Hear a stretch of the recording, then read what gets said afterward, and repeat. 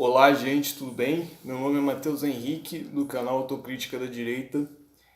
Peço que se inscrevam no canal, ativem a notificação, curtam os vídeos e, se por acaso, assistam os outros vídeos e se por acaso ficar muito longo, eu recomendo que acelere para a velocidade 1.5 ou 1.75 vezes mais rápido para facilitar. É, Agora eu vou abordar esse assunto dessas manifestações gigantescas aí que aconteceram sobre o corte de verbas do setor da educação e os problemas da retórica utilizada nessas manifestações e o problema da conjuntura política disso aí para a direita, obviamente. Primeiro que eu acho que o grande problema dessas manifestações é a falta de racionalidade no discurso. E que, como eu já tinha explicado no outro vídeo, o problema não é nem a proposta em si contra o corte de verbas, o contingenciamento. O problema é que a argumentação utilizada para defender os posicionamentos da esquerda ela se baseia em pressupostos que são inaceitáveis e são, se você for analisar a consistência, vamos dizer, teórica dessa argumentação, é nula. E leva a uma série de paradoxos que as pessoas que estão veiculando esses argumentos não têm ideia. Por exemplo, a ideia do nenhum direito a menos, de que tipo não pode precarizar a nossa educação, porque a educação tem que ser eternamente a educação pública tem que ser eternamente um serviço ampliado e jamais pode se restringir nada dos serviços públicos para a população. Mas aí chega numa situação que o Estado não tem dinheiro e como é que vai fazer? Vai dar um calote nos bancos no caso da dívida pública, vai arrumar dinheiro de outro lugar para não precisar tirar da educação e tal. Mas como que vai funcionar isso? E acaba que essa retórica a esquerda poderia até ter uma argumentação racional, explicando detalhadamente quais que seriam os recursos que iam ser retirados para conseguir quitar a dívida pública e que, conseguir que não precisassem tirar dinheiro da educação e não precisassem reformar a Previdência. Ela poderia até existir. O problema é que essa argumentação não se desenvolve e a argumentação da esquerda acaba sendo baseada não na questão econômica, mas na questão ético-filosófica, dos valores dos quais eles defendem, que acabam resultando numa defesa de uma tendência da organização política inexorável rumo ao socialismo. Mesmo que as pessoas não saibam, não tenham essa consciência, se você defende que todo o ensino, todo o serviço público não pode ser restrito, tem que ser cada vez ampliado, então você está defendendo uma tendência inexorável em direção ao socialismo, mesmo que você não saiba. E, enfim, mas o problema eu não digo que não seja que a discussão sobre valores ético-filosóficos não seja importante, que muito pelo contrário, essa discussão é a base de tudo, como eu já esclareci nos outros vídeos. Mas o que eu estou dizendo é que a esquerda, na parte valorativa, é um discurso ridículo, insuficiente. Então, mas eu não nego que eles poderiam, mesmo a partir de uma base filosófica, valorativa errada, ter conclusões certas na parte econômica, ter sugestões que fossem úteis para o governo e tal, melhores até do que a proposta do governo. Eu não nego, porque eu não estudei economia o suficiente para analisar as abordagens de todos os esquerdistas e dizer que está tudo errado e tal. Mas eu defendo a visão mais inclinado ao liberalismo, mas não nego que possa ter outra forma. Isso aí eu não sei. Eu sei que na parte que eu estudo mais a fundo, que é a parte da discurso filosófico, valorativo, o que a esquerda está usando é uma coisa infantil, de tão precária que é essa base. Outra coisa que eu ia abordar é o problema estratégico dessas manifestações. Porque antes eu já tinha visto um vídeo do Daniel Ferraz, se eu não me engano o nome dele, que é que tudo já estava pronto para tirar o Bolsonaro. Já existia uma articulação e tal. Aí depois ele foi explicando o risco disso para o governo, o risco dessa situação para o governo Bolsonaro. E aí eu vendo esses protestos aí na Avenida Paulista, do Rio de Janeiro, vi quantas pessoas que a esquerda conseguiu juntar para uma pauta assim, infantil, boba, que é ali um direito a menos, a nossa educação, foda-se. Eles conseguiram criar uma retórica a partir disso que juntou praticamente 100% dos estudantes universitários, até gente provavelmente de outro, do ensino médio, sei lá, cursinho, juntou 100% praticamente dos estudantes do Brasil e junto com outros grupos de esquerda, com certeza, porque nem todo mundo ali era estudante, mas eles conseguiram usar uma coisa que até se você for ver na discussão racional é uma coisa que faz sentido, eles conseguiram anular essa esfera racional da discussão e jogar para um terreno meramente retórico e manipular essa retórica para fazer, para colocar talvez milhões de pessoas nas ruas. Então eu fiquei preocupado, porque eu acredito que a Dilma só tenha caído porque o povo estava contra ela, porque tinha 2 milhões de pessoas na Paulista, tinha um movimento civil fortíssimo a favor do impeachment da Dilma, e se existisse um movimento, e um movimento de esquerda que apoiava a Dilma, não era forte o suficiente para fazer frente a isso. Então o grande problema foi esse. Então eu observando que a esquerda está conseguindo fazer, usar as estruturas de articulação com a sociedade civil para conseguir fazer movimentos tão grandes, tão expressivos, eu acho muito plausível a situação do impeachment do Bolsonaro. Porque se tiver 2 milhões de pessoas na Paulista pedindo o impeachment do Bolsonaro e depois tiver 5 mil pessoas a favor do Bolsonaro, é muito provável que o Centrão vá se inclinar à esquerda e vá votar a favor do impeachment do Bolsonaro. E esse é o grande perigo, porque o PSL é expressivo no Congresso, mas nem tanto assim. E então esse cenário aí de revolta, de rebuliço contra as medidas do Bolsonaro, que é mais ou menos uma continuidade do ele não, né? É perigoso, porque o ele não, como estava na situação da campanha, a direita se mobilizou para fazer frente àquilo. Mas até na época do ele não, eu ficava incomodado com a disparidade vamos dizer, do profissionalismo das manifestações de esquerda e de direita. Das de esquerda, por exemplo, no Rio, eles ficaram numa praça lá acho, não sei se do Cinelândia, uma praça lá no Rio que eles se reuniram. E aí a visão aérea parecia que tinha mais gente, porque eles estavam todos reunidos numa praça. Enquanto o protesto da direita foi tipo na Avenida Atlântica, que tinha praia enorme do lado.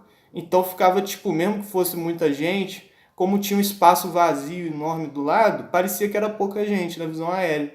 Então isso é só um pequeno exemplo de como que tipo a esquerda eles têm a malandragem para fazer a militância, tem conquistar as pessoas, convencer as pessoas aí na manifestação e tornar as pautas da esquerda no debate público alguma coisa que parece assim etérea e além de qualquer contestação possível. Por exemplo, no meio universitário, você ser a favor desse corte de verbas, a favor da redução dos gastos públicos com a educação pública, no caso do ensino superior, mesmo isso sendo racional, passa a ideia de que você é contra a educação, você é a favor da ignorância, você é a favor do precariedade, quando é justamente o contrário. Como eu falei no vídeo anterior, por exemplo, se você fosse um cientista e todas as universidades estivessem ensinando aí que a Terra é plana, é um exemplo extremo, só para ilustrar mesmo. Aí você fosse contra o dinheiro, o governo dá dinheiro para essas universidades ensinarem o terraplanismo. Você está sendo contra a ciência? Claro que não, você está sendo a favor da ciência. E hoje em dia é a mesma coisa, né? É lógico que não é uma coisa tão extrema, porque as teorias que são veiculadas nas universidades sobre ciências humanas são até, eles conseguem elaborar formas aí sofísticas de defender aquilo, Mas, na minha visão, é quase a mesma coisa, entendeu? É como o governo está dando dinheiro para as universidades ensinarem na sociologia, filosofia, é, as ciências humanas no geral, teorias que não são produtivas e que têm uma consistência filosófica insustentável e absurda. Ou seja, o governo está financiando o pessoal para aprender um monte de baboseira. E se fosse feito com dinheiro particular, tudo bem. Todo mundo tem o direito de criar um curso particular aí sobre o que quiser e tal, mas que fossem então iniciativas que não tivessem dinheiro público. Porque, tipo, a minha família, a família da maioria das famílias do Brasil, que são contra, por exemplo, protestos que envolvem, vamos dizer, sexualização exagerada da pessoa, manifestações voltadas para uma ideia de sexualização exagerada em público e no ambiente universitário e matérias baseadas nisso e o financiamento de pessoas para fazer pesquisas baseadas em teorias e abordagens que envolvem esse ativismo político intrinsecamente ligado a essas teorias que são tão agressivos assim aos valores da maioria da população, a maioria das famílias não ia aceitar financiar isso. Então eu acho justo, sim, que seja retirado desses cursos especificamente, porque não traz benefício para a população e obriga a maioria da população a contribuir para um projeto político que eles são contra. E eu acho isso muito lamentável que aconteça com a gestão do dinheiro público. Eu acho justo, sim, que as pessoas se revoltem contra isso. Em relação aos cursos de humanas, em relação ao contingenciamento do 30%, que ele explicou que é 3,5%, por que é 3,5%, exaustivamente e tal, e mesmo assim os jornais, tinha muita gente que continuava reafirmando que ele foi burro, que ele confundiu o cara fez mestrado em administração, faculdade de economia, sei lá o que, mesmo assim confundiu 30% com 3,5%, ele é idiota e não sei o que. Continuaram reafirmando isso mesmo depois do vídeo do Weintraub esclarecendo. E aí, quando eles não tinham mais como negar que era realmente, fazia sentido a visão dele, o cara falou que era uma manobra contábil lá no Congresso, quando ele estava falando no Congresso. Então a gente vê que o discurso da esquerda para fundamentar essas manifestações é meramente retórico e uma retórica muito mal fundamentada, entendeu? Eu não nego que possam existir propostas racionais bem fundamentadas aí da esquerda, só que o problema é que essas propostas não têm voz nenhuma, não têm representatividade nenhuma no contexto geral dessas manifestações. A única coisa que passa nessas manifestações é a retórica que leva a conclusões absurdas, como eu já demonstrei no caso da tendência ao socialismo. Outra coisa foi que existe, né, a tendência das pessoas confundirem a educação, o dinheiro voltado para as universidades públicas com a educação em si. Quando, na verdade, o que acontece? Eu acredito que a educação em si, ela tem uma relação indireta, na verdade, não tem uma relação direta com o investimento público na educação e com a manutenção do sistema público de educação. Porque, como o Vélez Rodrigues falava, que a educação é sempre elitista, vai sempre para uma elite e tudo mais. Aí todo mundo ficou indignado e tal, que ele é um fascista, um nazista, não sei o quê, porque ele acha que a educação tem que se voltar para poucos. Mas assim, eu não sei se o que ele quis dizer foi isso ou não. Mas essa declaração em si não pode ser considerada errada, porque ela representa uma verdade sobre o processo educacional inegável, que é que a educação é elitista, no sentido de que sempre vão existir poucas pessoas interessadas a estudar a fundo, se tornar mestres, se tornar grandes especialistas em algum assunto. Sempre vai ser poucas pessoas que vão estar interessadas nisso. E não é porque o governo restringe, porque o governo é elitista, as universidades são elitistas, não é nada disso. É simplesmente porque as próprias pessoas espontaneamente não vão querer se aprofundar e virar grandes especialistas naquele assunto. Vão querer ter um domínio básico para conseguir um emprego e ganhar dinheiro, e não vão pensar mais nisso e tal. As pessoas que vão querer realmente dedicar sua vida, virar grandes especialistas naqueles assuntos, sempre vão ser poucas pessoas. E é por isso que vai se formar uma elite. Vai se formar uma elite de especialistas. E isso é inevitável no processo da educação. Mas as pessoas vão levar isso em conta para interpretar o que o Vélez Rodrigues falou? A mídia vai levar isso em conta? É óbvio que não. Então, a partir dessa ideia é que eu vejo que, na verdade, a solução para a educação não pode ser pública. Não pode ser assim, um projeto público de larga escala. Não pode ser uma solução para o grande nível educacional de um país. Por exemplo, hoje tem muita gente que tem falado da Alemanha. Porque a Alemanha investiu não sei quantos bilhões na educação e o Brasil está cortando. Então isso mostra que o Brasil é uma merda. Mas o que acontece? Como que foi se desenvolver historicamente a educação na Alemanha?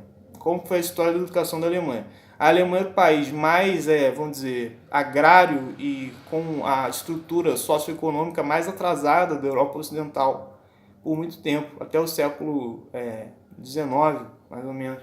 A Alemanha era extremamente atrasada e uma sociedade extremamente hierárquica. Então, por exemplo, se você for ver a biografia do Goethe, o que ele era? Ele era um cara que não precisava fazer nada. Ele tinha posses, tinha imóveis e coisa, e aí a família dele vivia de renda e não precisava fazer nada. A educação dele foi em casa, uma educação de elite, melhor que tinha na época, e foi feita em casa. E depois ele estudava mais ou menos por conta própria, e ele trabalhava porque ele queria, porque ele achava que o trabalho dignificava o homem. Então ele foi conselheiro de Minas, lá do não sei de qual reino da Alemanha, que compunha, né, a Confederação Germânica na época, um domínio lá. Ele foi trabalhar como engenheiro, consultor de minas e tal, porque ele achava que o trabalho dignificava o homem, mas ele não tinha obrigação nenhuma de trabalhar. Então, como que se formaram as elites na Alemanha, na Europa no geral? Eram pessoas que tinham dinheiro, que eram parte ou do clero, ou da nobreza, ou de uma família rica, ou algo assim, que eles podiam dispor 100% do tempo para estudar porque eles queriam. Então, era pessoas que estudavam voluntariamente, sem precisar daquilo para ganhar dinheiro e nem nada, não tinham interesse financeiro no uso daquele conhecimento, se dedicavam e se tornavam grandes especialistas, grandes gênios. E foi assim que começou a educação da Europa da forma mais elitista possível, a partir de pequenos núcleos aristocráticos que foram formando uma elite intelectual. Depois, o conhecimento que esses grupos foram desenvolvendo foi reverberando para a maioria da população, e a maioria da população foi se tornando instruída, em média. Agora, você querer que a maioria da população se torne instruída em média sem possibilitar o surgimento de grupos, vamos dizer, de aficionados, de grupos de elite do estudo de alguns assuntos, eu acho que nunca aconteceu em nenhum país, entendeu? Sempre primeiro foram formadas as elites intelectuais e depois a produção dessas elites foi reverberando para a maioria do povo. Então, com isso eu quero dizer que não tem que ter educação gratuita, não tem que ter educação pública, porque a maioria é ignorante mesmo, vai ficar assim. Não é nada disso que eu quero dizer. Eu quero dizer que a educação gratuita é importante sim para possibilitar as pessoas que não têm outra forma de acesso e possibilitar que todo mundo tenha o direito a ter acesso à educação. Agora, ter o direito é diferente de todo mundo se tornar um gênio e um especialista em alguma coisa. Então, a partir dessa ideia de que a educação é formada em núcleos de elites, essa ideia da educação numa escala do país, maior escala possível, que atenda o país inteiro. É óbvio que esse modelo educacional não vai poder ser o melhor possível, porque a própria preocupação quantitativa da extensão desse projeto vai restringir a qualidade do conteúdo que vai ser veiculado. Porque se for um grupinho pequeno ali de aristocratas, de pessoas muito interessadas que vão estudar um assunto, é óbvio que o padrão de exigência daquele grupinho vai ser maior do que o padrão de exigência de um modelo educacional que você vai impor para a sociedade inteira. Então, eu não estou dizendo que a educação pública não seja necessária. educação gratuita não seja necessária, ela é necessária, mas tem que se levar em conta que a qualidade que ela vai poder oferecer vai ser sempre menor do que a qualidade de iniciativas privadas para formar a educação. Por exemplo, eu fui numa palestra do Instituto Cultural Santo Antônio, daqui, e de onde eu moro, e o cara foi falando de escolas católicas, que as crianças aprendiam latim, aprendiam várias coisas lá sobre a poesia de Camões, sobre a origem da língua portuguesa no latim, sabiam, tipo, as flexões dos poemas do Camões, o tipo de declinação lá do idioma, das palavras lá e tal. E todo mundo ficava impressionado com isso, porque parecia impossível as crianças de 10, 12 anos saberem assim tantos detalhes técnicos aí da elaboração da poesia do Camões. Mas nessas escolas católicas aí que o pessoal tinha uma educação rígida, todo mundo tinha que fazer oração e tal, e tinha outros procedimentos lá, o pessoal tinha educação de elite. E aí, o que acontece? Aí você está dizendo, então todo mundo tem que ter educação católica, e não sei o que, não é nada disso que eu estou dizendo. Por exemplo, em Petrópolis, eu tinha visto há muitos anos, estou até desatualizado sobre isso, mas eu tinha visto uma reportagem na National Geographic sobre a Yeshivá, Mahané e Israel, se eu não me engano o nome é esse, que é uma Yeshivá, uma escola religiosa judaica ortodoxa, que era lá de Petrópolis, era uma casa com pouquíssimos estudantes. A sala de aula era uma mesa com o rabino sentado e, 3 ou 4 estudantes em volta do rabino, falando sobre e todos os assuntos eram química, biologia, física, todos os assuntos eles estudavam ali. Mas na abordagem no cotidiano lá do judaísmo ortodoxo, que é um modo de vida, de apresentação das informações, do conhecimento, transmissão do conhecimento, extremamente rigoroso, porque é a tradição dos judeus ortodoxos estudar exaustivamente o texto sagrado que é a Torá. Então eles desenvolveram várias formas mais elaboradas possíveis de interpretar um texto. Então eles têm uma tradição de educacional muito de uma qualidade muito elevada, entendeu?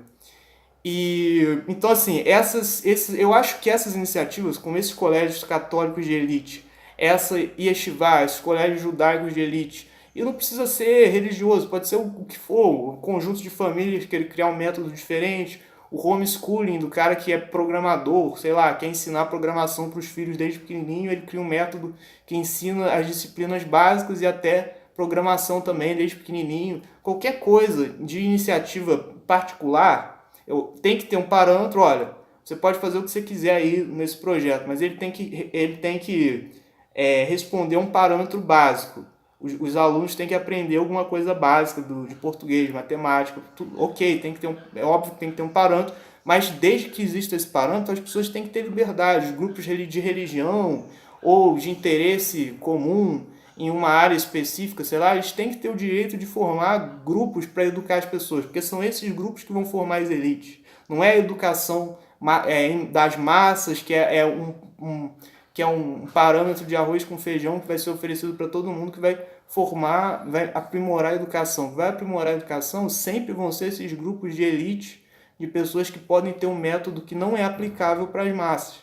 E aí, a partir desses grupos, esses avanços vão reverberando.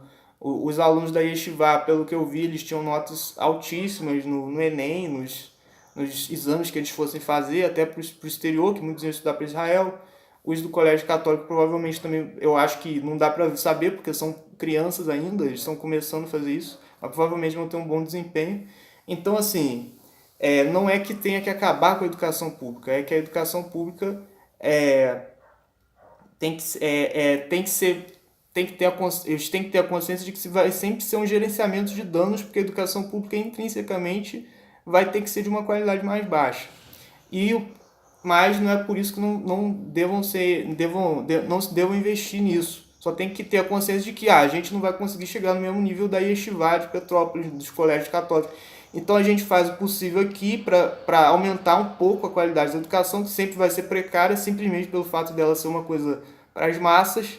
A gente pode tentar deixá-la o menos precária possível, mas a gente tem que reconhecer que ela vai ser precária, e aqueles que podem dar uma educação realmente de elite, realmente elaborada, a gente tem que dar espaço para eles conseguirem exercer isso. E eu acho que a solução da educação no Brasil não depende tanto do Ministério da Educação, depende mais da própria sociedade, depende que o Ministério da Educação não atrapalhe a sociedade, simplesmente isso. E o próprio o Weintraub falou, né, na entrevista da Câmara sobre investimento em educação básica, que ele até falou que quem quisesse ser professor ia ganhar um salário e tal, para incentivar que os pessoas mais inteligentes se tornassem professores, porque está precisando.